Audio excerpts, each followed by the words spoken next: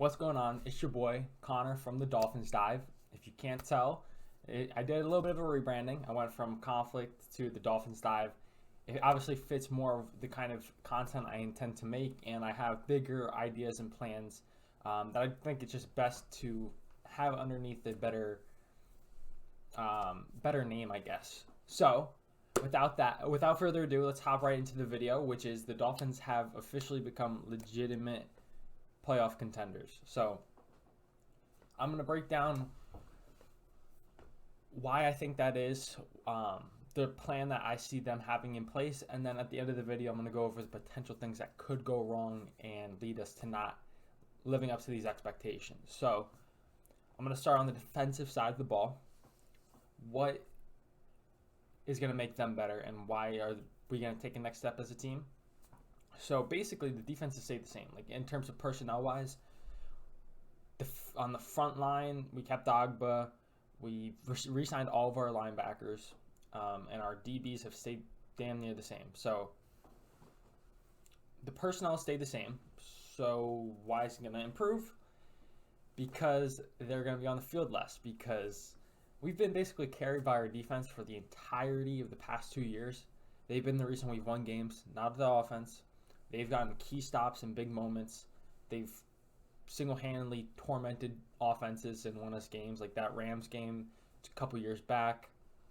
Now, obviously, it's football. Players make plays on both ends of the ball. The offense will do enough to win them games, and there are times where the offense have stepped up and made plays, but not consistently, and the defense has carried that burden throughout these past 2 seasons, in which we still won 19 games. So I think if you get them off the field at a higher rate than they were previously, it's just going to make them better because there's less pressure on them to get all of these stops, because there's less opportunities for that to even happen. So I think that's the biggest step that the defense can take, is due to the fact that they'll be on the field less, which is big.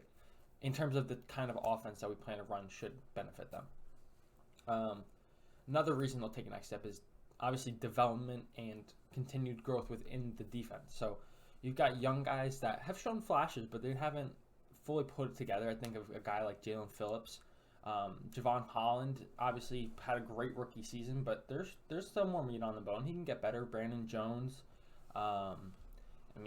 Igbenogany, maybe if he can get some snaps, help give some guys some rest. Baker is in a weird position if he's solidified himself, but I'm saying there's still room to grow for Baker as well.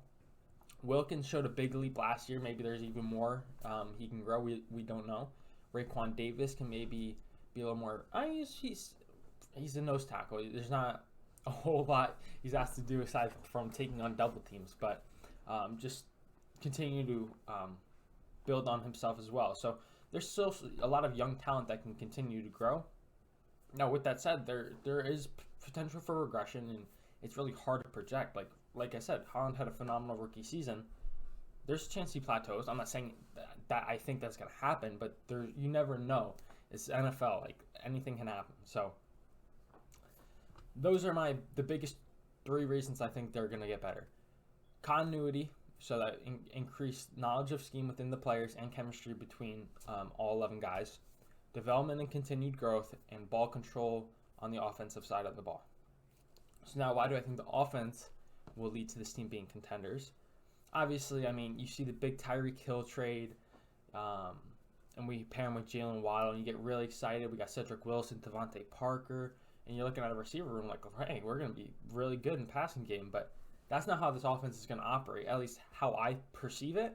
This is going to be a run-heavy team. So the biggest free agent signings that I was not excited about, but the under-the-radar ones, in my opinion, are the signings of Alec Ingold, Chase Edmonds, Raheem Mostert. Like, that completely revamped this offense. Obviously, the offensive linemen, too, they were just a little more high-profile, but they're going to be explosive in this run game. They're going to run through people, run past people, and they're going to be the reason the pass game opens up so much. Like, I looked at the numbers, and it was explosive play rate for passing, running, and then overall. And the Niners' explosive run rate was low, and you're like, the Niners have a good rushing offense, but their explosive pass game numbers were like number 1, and it's because if the defenses don't keen in on stopping that run, they're going to run rampant. But if they're forced to keen in on the run, which allows the passing game so many more opportunities to push the ball and create explosives, and just the spacing involved in terms of run after catch, which is the key, like what we're expecting from this offense. So I think this team is going to be built on the run game, being able to run consistently on first and second down. Then you also have big play potential with Tyree Kill, who any given moment the ball's in his hands, it could be 6. Jalen Waddle, same thing. Mike Gesicki's one of the most explosive tight ends in the league. Cedric Wilson's pretty dynamic.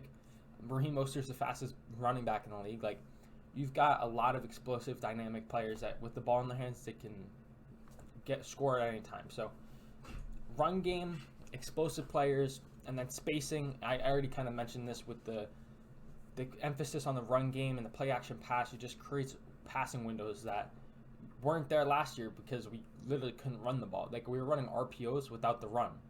Like, teams didn't have to emphasize stopping the run to stop the run, and it allowed them to just play the pass. So that's why you saw so many times where literally Jalen Waddle catches the ball and there's 2 defenders right there. Like, you got to give these guys the ball in space. And I think with the improvement of a run game, and obviously the threat of Tyree Kill is going to maybe force the safeties and corners back a little bit, it just opens up more space to give them room to get rack and have throwing windows. So I think overall it's just going to be a better offense. I think no one can deny that this offense is going to be better than it was last year.